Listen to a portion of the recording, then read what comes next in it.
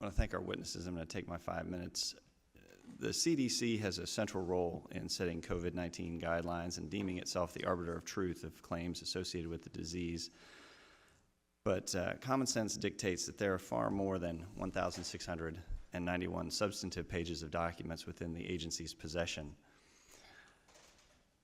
Additionally, HHS has redacted names in the documents produced, including the names of CDC personnel, obstructing the committee's efforts to identify key players in the CDC tech censorship regime.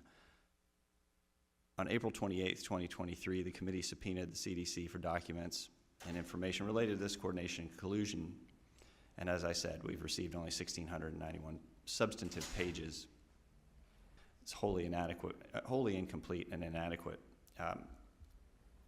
Assistant Secretary Igor, why has the CDC failed to produce all or at least many more responsive documents given the May 22nd deadline in the subpoena? Congressman, we have produced, as you noted, almost 2,000 pages in response to the letters and subpoena, and we produced additional pages just last week. We continue to be responsive and work in good faith as information moves forward. Now, the subcommittee compels the production of various additional categories of documents as well. For example, certain documents and communications between or among the CDC and the executive branch of the U.S. government. The subpoena compels the production of documents internal to the CDC as well. Would you not agree that HHS has not produced all documents responsive to the subpoena? Congressman, we continue to work in good faith to be responsive to your oversight requests. So Would you agree that thus far you have not been completely responsive? Congressman, so far we produced 2,000 pages, and we continue to work in good faith as we work through our process of identifying documents. Have you produced any documents or communications between or among the CDC and executive branch agencies? Congressman, I do not have the productions in front of me, so I would like to be able to I can tell you the exact number, 0.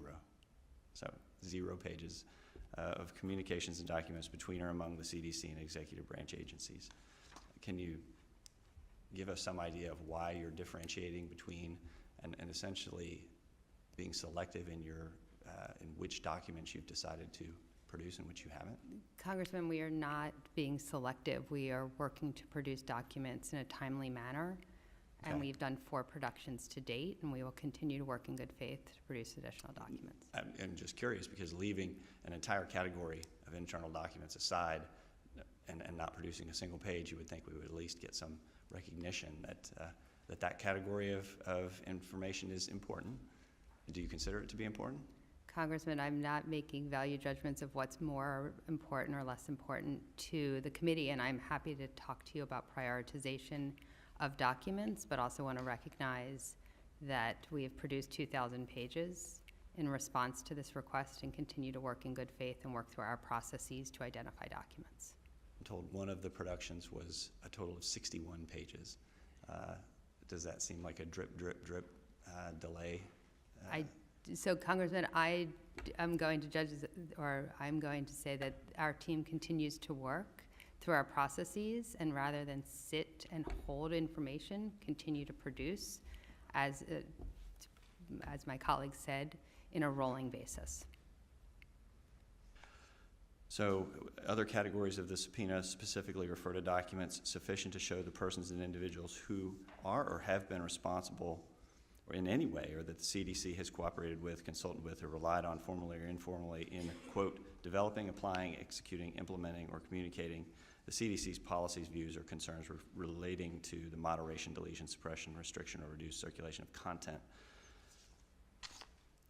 But HHS's production thus far has redacted the names and emails of employees and third parties. Can you confirm that you are redacting, and can you confirm that you will produce unredacted copies of these documents?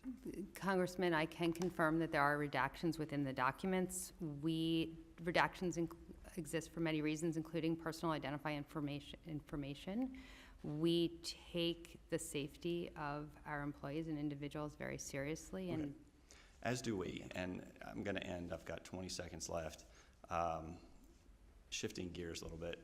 We're not going to do a second round, but I want you all to be aware, and I'm going to submit for the record a letter that the Chairman Jordan wrote to Director Wray of the FBI, who we've also had difficulties getting information from, but letting him know that it's not acceptable, that we're done waiting, and that this committee is going to be taking action against him and those who continue to delay and obfuscate and refuse to provide that information. So we look forward to hopefully getting that information from the both of you. We look forward to hopefully not having to take further action to encourage the production of those documents. And with that, the subcommittee stands adjourned.